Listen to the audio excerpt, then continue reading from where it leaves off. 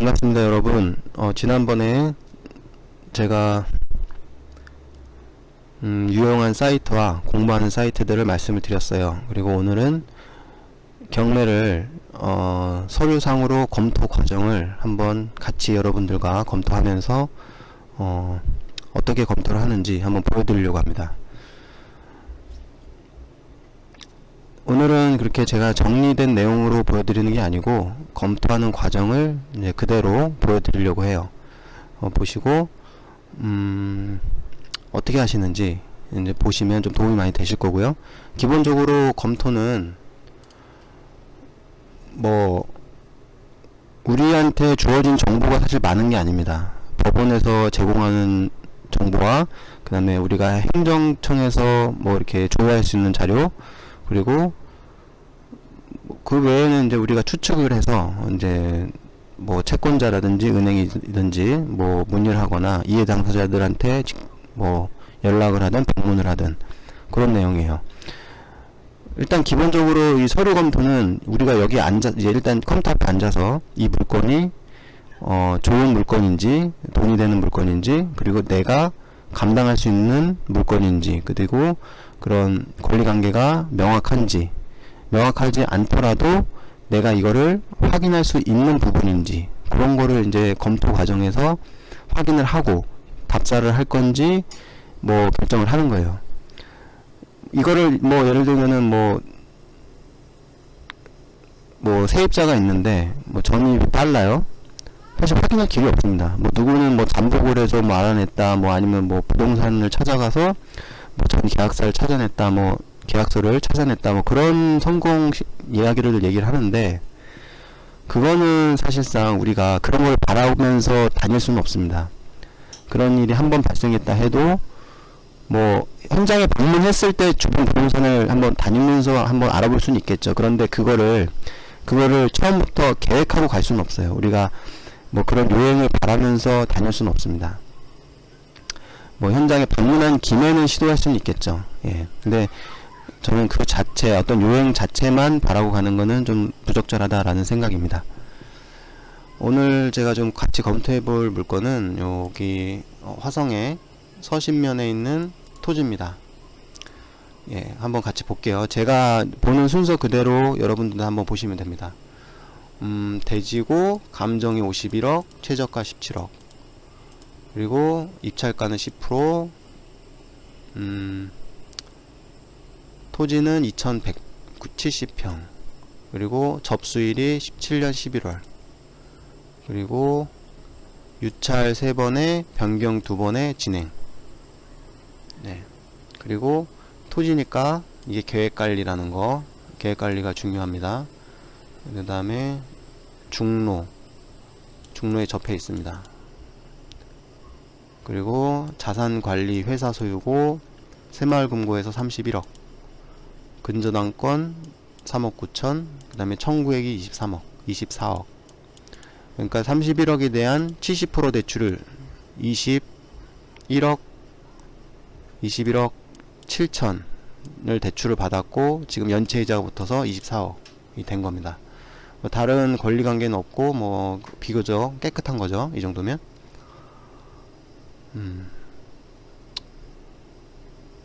근데 이제 소유권을 취득한 지 9개월 10개월 만에 지금 물건이 나온 거예요. 빨리 나온 거죠. 연체를 한 3개월 해야 경매 접수를 하는 거를 감안을 하면 뭐 이자를 한 7개월 밖에 안 낸 겁니다. 이자 7개월 내고 포기를 한 거예요. 그리고 사진을 한번 보겠습니다. 사진을 보면 지금 뭐 공사 흔적이 보이고요. 펜스가 쳐져 있고,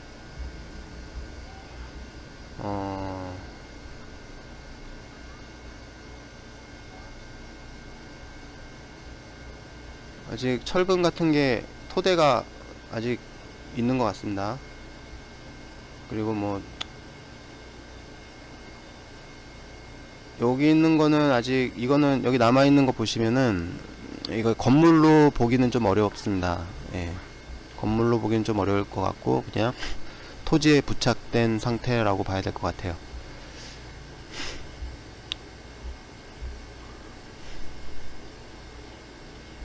폐기물도 좀 있고요. 위치는 여기 지금 제부도 들어가는 길 아래쪽입니다. 제부도 들어가는 길 아래쪽이고, 여기 지금 위에 요 도로 있죠? 녹색 도로. 요게 많이 다니시는 길이고요. 요 아래에는 많이 다니시는 길은 아닙니다. 외지인들은 이제 위에서 아래로 내려오기 때문에 요 윗길이 많이 다니시는 길이죠. 예. 본건은 이제 임야에 있기 때문에 예, 서남향이라고 보여지네요. 그리고 바닷가 조망권이고요. 지금 이 도로 자체가 이렇게 교통량이 많은 도로가 아니고 제부도 들어가는 주도로가 아니기 때문에 뭐 근린 시설보다는 뭐 전원주택 부지로 좀 쓰는 게 좋겠다는 생각이 드네요. 그 다음에 물권 명세서를 보시면 예, 철거 중인 건물이라는 게 나오고요.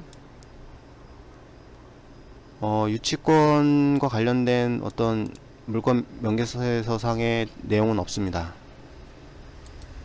없고, 현황 조사서에도 예, 점유자가 전혀 표시가 안 되어 있네요. 누가 점유하고 있는지 이제 점유 미상인 상태죠.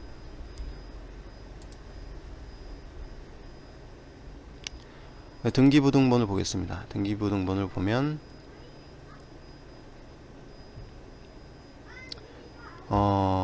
자산관리회사가 이미 경매로 매입을 한 겁니다. 경매로 매입을 했어요.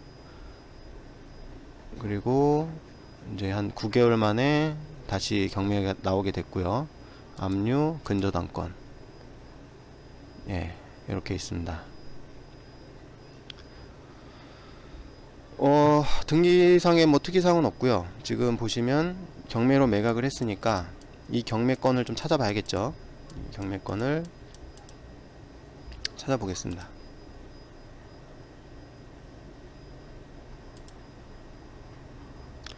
어, 2012년 2월에 이제 등기를 한 거니까 그 전 거를 찾아보면 되고요. 찾는 방법은 뭐 그냥 네이버에서 이 사건을 이 주소를 검색하시면 그때 컨설팅 하시는 분들이 블로그에 올린 게 있어요. 그 자료가 있을 수 있고, 아니면은 이제 여기 KMX 들어가서 이제 보시면 됩니다.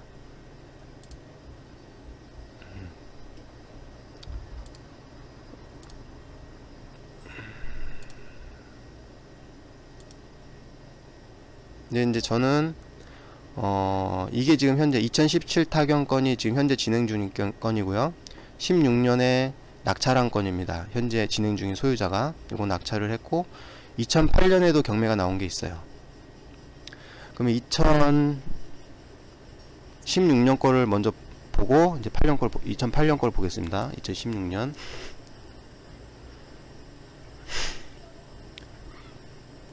때 보시면 농협에서 32억 대출이 있어 저당권 설정이 돼 있죠. 32억. 그리고 이것도 꼼꼼하게 다 보시면은 좀 더 이 물건이 명확하게 보일 수가 있어요. 근데 지금 그거는 그 과정은 좀 생략을 하겠습니다. 제가 이제 여기서 본 거는 문건 접수해서 경기자산관리가 지금 여기 지금 채무자였죠? 채무자.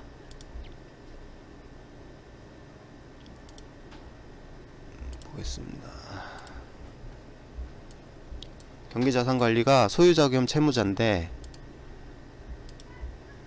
여기서는 채권자로 되어 있죠.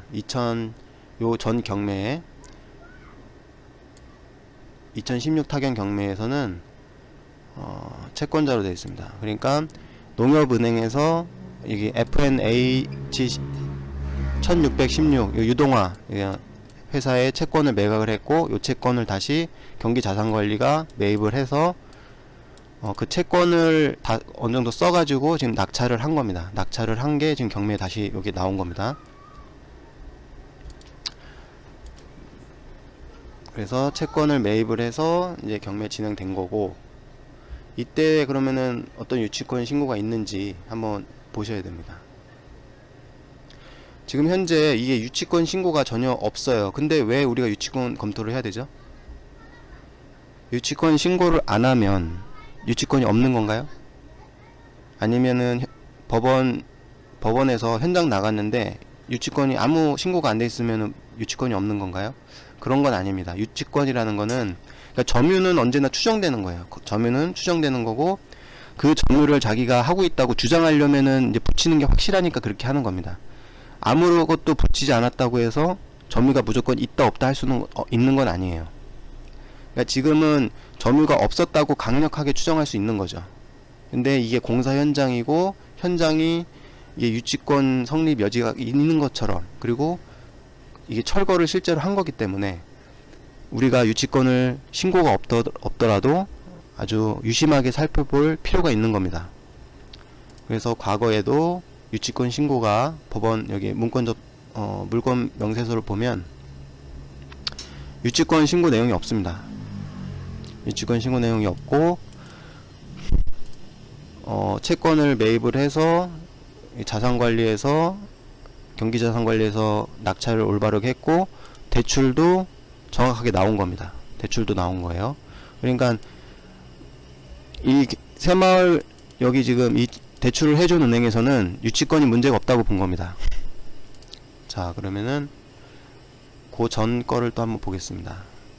그러니까 요때는 51억에 감정이 됐다가 25억대에서 낙찰한 겁니다. 근데 이게 실제 이게 입찰이라고 보는 게 아니고 채권을 매입을 했기 때문에 이렇게 많이 쓸 수가 있는 거예요. 이 채권에 대해서 궁금하신 분들은 이제 MPL이라는 용어가 있는데 그걸로 검색을 하시면 또 공부를 하실 수가 있습니다. MPL은 이제 저는 전문 분야는 아니고요. 조금 따라다녀는 봤습니다. 예. 다음으로 2008 사건을 보시면 됩니다.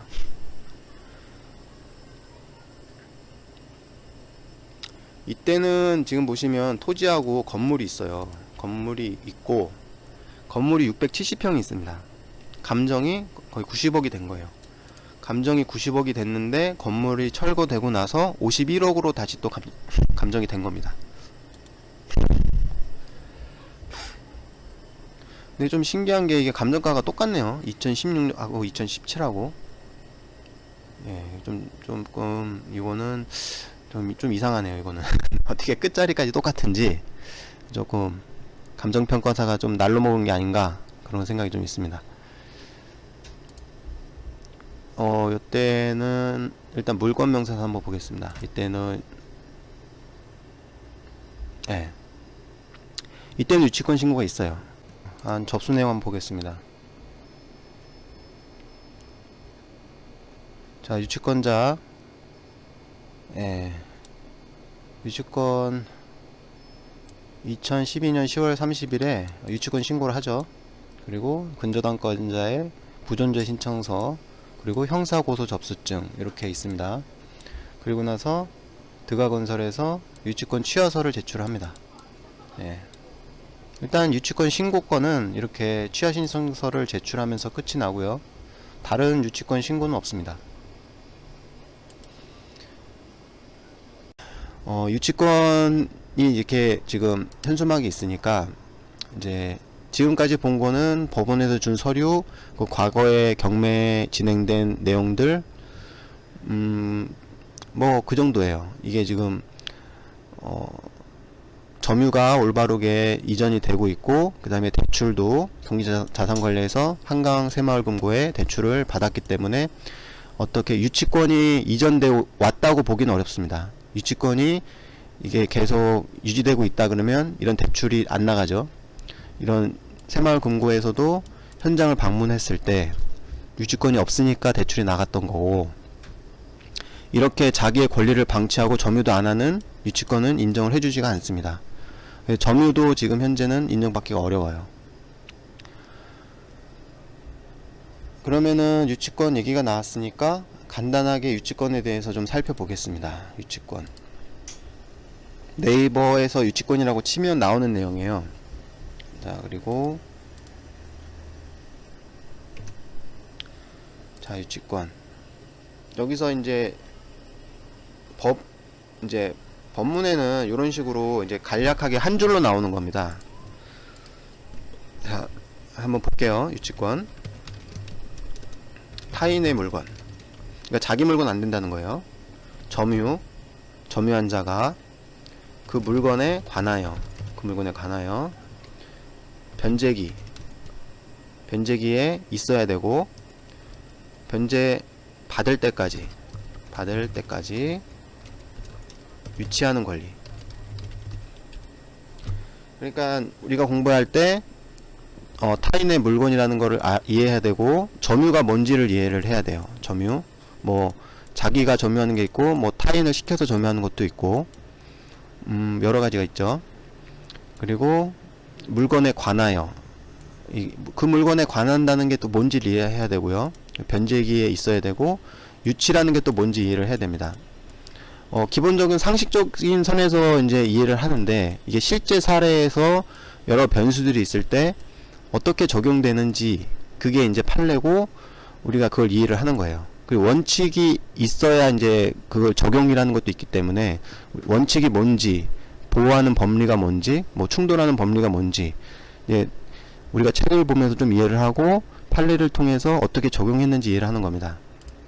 지금 이 사건에서 문제가 될 수 있는 거는 점유가 문제가 되겠죠. 점유 추정이 어렵다.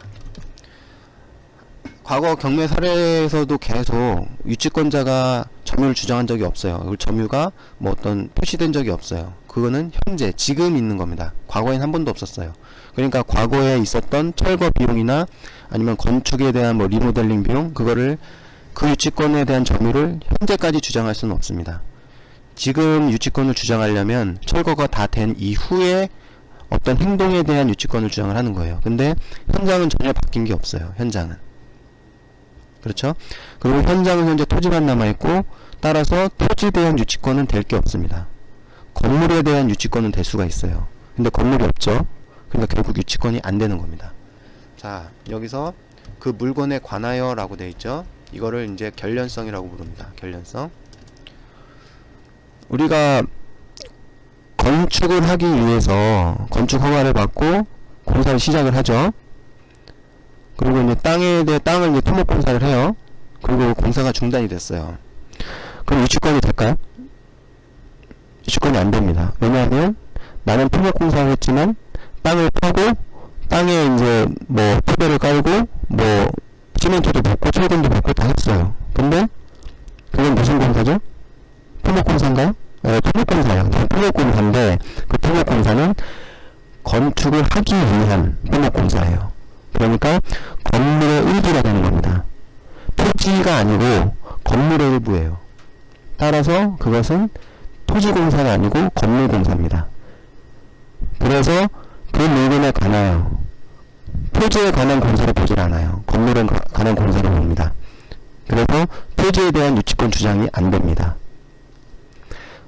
이게 토목공사만 하고 건축, 이게 유치권 주장하시는 분들이 많아요. 근데 유치권이 안 됩니다. 이거는 판례가 꽤 일반적이에요.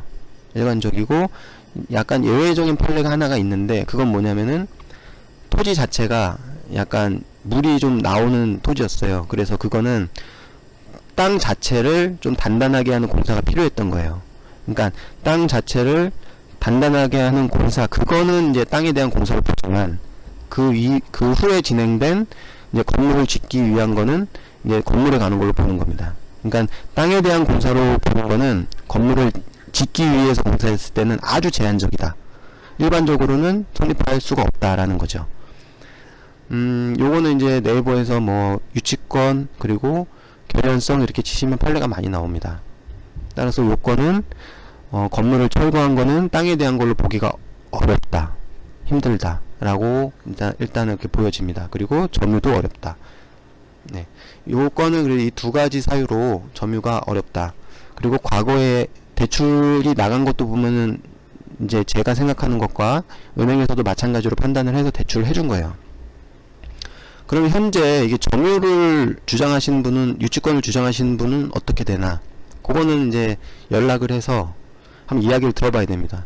자기가 건물을 철거를 했다는 소린지, 아니면 건물 철거 이후에 뭐 전원주택 단지로 조성을 한다 그래서 자기가 뭐 견적도 뽑고 설계도도 내고 그런 준비하는 데서 돈이 얼마가 들었다는 걸 주장하는 건지, 일단은 그 업체, 지금 제가 그 유치권 점유하는 업체 자체가 그런 분양을 현재 그 화성 쪽에서 하고 있고, 뭐 그런 전원주택 분양 업체이기 때문에 좀 그렇게 추측이 됩니다. 그리고 요거는 여기까지는 우리가 이제 추측을 하고, 그 이후 거는 이제 확인하는 거는 이제 전화나 방문을 통해서 할 수가 있죠. 여기서 이제 제가 이제 지난 시간에 제가 건축 허가를 뭐 검색한다고 했죠. 이제 세움터라는 데가 있어요. 여기 세움터인데, 세움터에서 건축 정보 조회를 하면, 인허가 정보 조회를 하면, 여기 지금 기간을 1년 단위로 넣을 수가 있는데, 뭐 2005년부터 현재까지 기간을 계속 넣어서 뭐 이거 검색을 할 수가 있어요. 요거는 2005년에 증축한 게 하나가 있습니다. 2005년을 넣으면은 이제 하나가 나오고, 그 이후에는 나오진 않아요. 그러니까 이 건물을 철거할 때도 어떤 새로 건축할 뭔가 신고를 하고 철거한 것 같지는 않아요. 그러니까 이제 요건 이제 생략을 하고요. 이제 건물이 철거가 되고 유치권을 검토를 할 때는 이 부동산에 건축 허가가 된 게 있는지 확인하는 게 필요하고요. 그리고 그게 결련성, 이게 지금 건물에 대한 경매가 아니고 토지만을 하는 경매이기 때문에 결련성을 파악할 때도 도움이 됩니다. 건축을 하기 위한 공사였는지 아니었는지. 자, 여기까지 봤습니다. 우선은 종합적으로 보면 이 건은 유치권은 성립하기가 어렵다. 그리고 현재 주장하는 유치권은 금액이 뭐 몇백에서 몇천 정도 대단히 제한적일 거라는 추측을 일단 저는 하고요.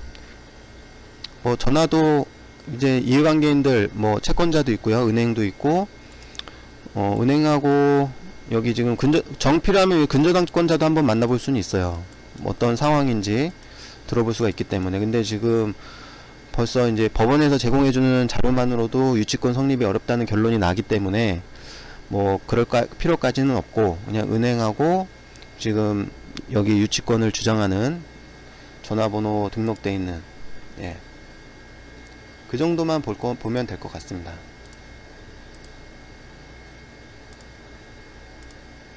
예, 여기 돼 있죠. 그리고 이제 이 건을 이제 일단 시세를 한번 볼게요.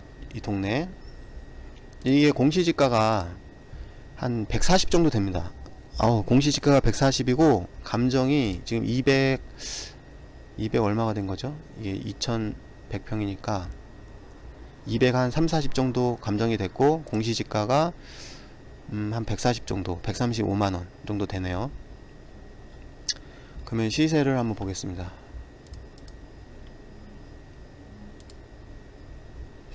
그러니까 토지를 보실 때는 그 땅이 시세가 얼마라고 안 알려주죠. 근데 그 주변 시세를 보면서 좀 시세를 가늠할 수가 있을 정도가 되셔야 돼요.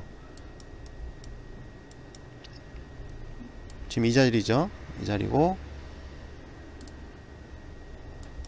예, 이 자리인데 도로변이고 계획관리입니다. 그리고 경사도는 뭐 계획하기 아주 좋고요. 그리고 조망도 좋고요. 그러니까 전원주택 부지예요. 전원주택 부지 중에서 A급이라고 보여지네요. A급. 네.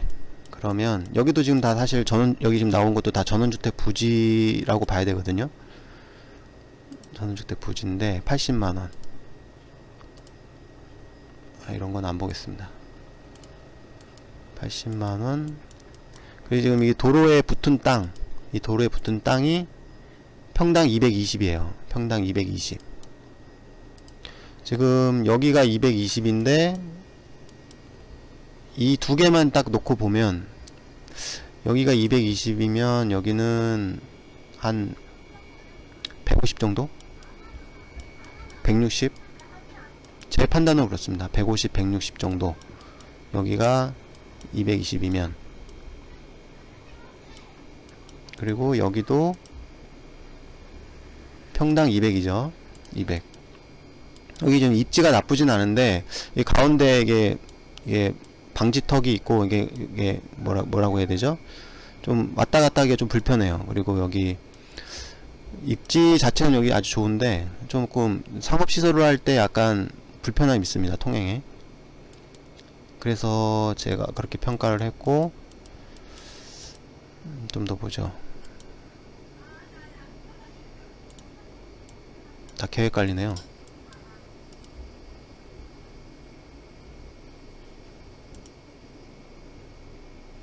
예, 이거는 약간 도로에서 약간 뒤로 들어가 있는데 지금 통행로는 빼놓은 것 같고요. 이 정도면은 이것도 지금 80이네요. 80. 그러니까 전원주택 부지는 이제 같은데 여기는 대로변에 접했고, 그 다음에 이제 남향으로 이제 바다 조망권이고, 뭐 딱 여기가 80이면 한 160 정도 보면 딱 맞을 것 같아요. 160. 160에 2170평이면 얼마 될까요? 한 35억 정도. 35억. 그러면은 이거는 유치권이 안 된다는 가정하에 한번 해볼 수가 있겠죠. 입찰을.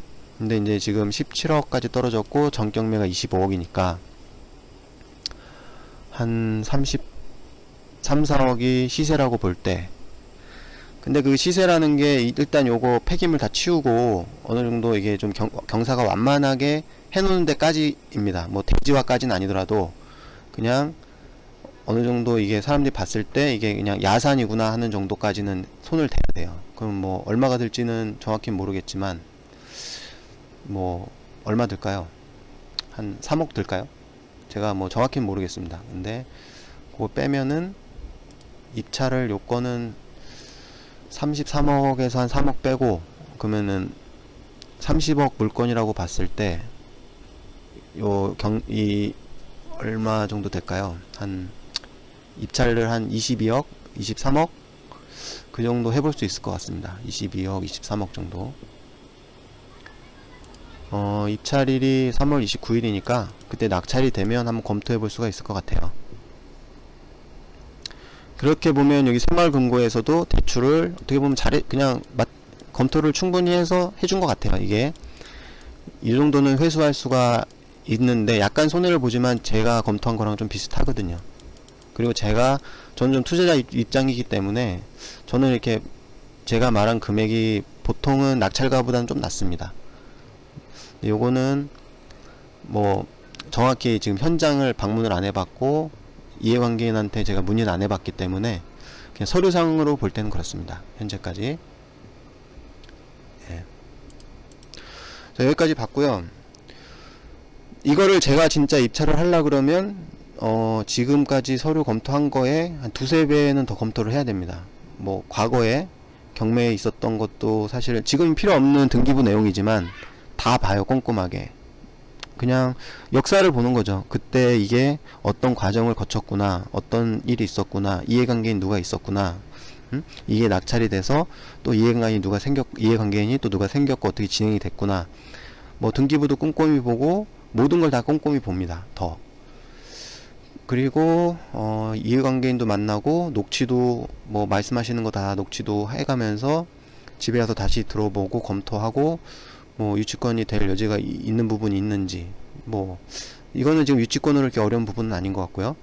그 다음에 여기 경기자산관리는 아니고 새마을금고 들려서 뭐 처음에 대출 나갈 때 뭐 서류 잘 안 보여주죠. 근데 뭐 그 당시에 점유 관계가 어땠는지 정도 물어보고 뭐 아무 문제가 없다고 얘기를 할 거예요. 여기서는 뭐 그런 거를 내가 한번 볼 수 있느냐, 복사는 안 해가도 한번 볼 수 있느냐, 뭐 그 정도 할 수 있죠.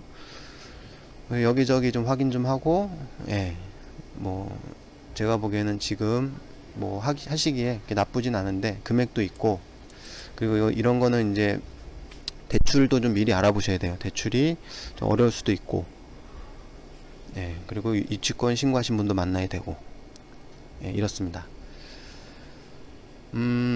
여러분들이 유치권 물건을 볼 때 뼈대가 없어서 그래요. 뼈대가 사실 유치권 뼈대 요거거든요. 제가 아까 전에 그 네이버 그 보시면 네이버 그냥 유치권이라고 검색해서 나오는 내용을 이렇게 나와요. 근데 이 중에서 이 건이 뭐가 문제가 될 수 있느냐, 이 두 가지거든요. 그리고 다른 물건은 다른 게 문제될 수가 있어요. 다른 게 그러니까 그 사안마다 바로바로 적용하고 어느 정도 판례하고 지식이 머릿속에 있어야겠죠. 그래서 이건 된다 안 된다. 물론 저도 처음에는 시간이 좀 오래 걸렸죠. 저도 뭐 책을 보고 강의를 보고 하기보다는 저도 그냥 물건 검색하면서 그냥 물건 문제가 있을 때마다 찾아본 거예요. 판례도 찾아보고. 그게 이제 쌓인 겁니다.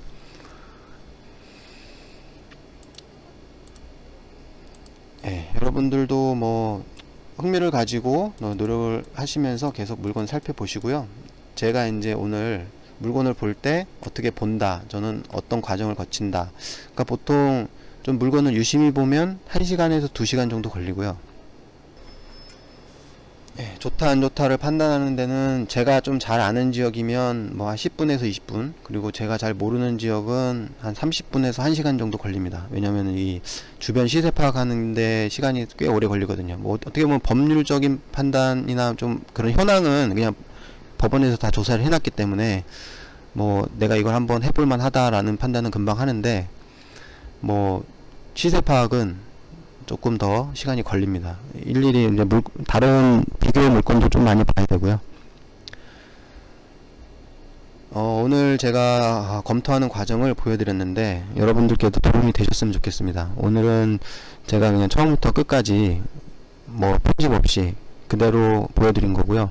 다음부터는 제가 뭐 어떤 권리나 물건이나 어느 측면으로나 제가 소개를 할 때는 좀 더 정리를 해서 말씀을 드리겠습니다. 근데 이게 정리를 해서 말씀드리면 제가 생각하는 그 순서나 그 과정을 정확하게 제가 전달하기가 어려워서 오늘은 제가 있는 그대로를 보여드리기 위해서 이렇게 방송을 했습니다. 조금 지루하셨더라도 이해를 해주시고요. 아직 지금 제가 이게 4번째 동영상인데 조회수가 아직 거의 지금 없는 상황입니다. 그럼에도 불구하고 당분간은 자료를 좀 많이 올릴 생각입니다. 보시는 분들은 구독과 좋아요를 눌러주시면 저한테 많은 힘이 될 것 같습니다. 오늘은 이만 마치겠습니다. 감사합니다.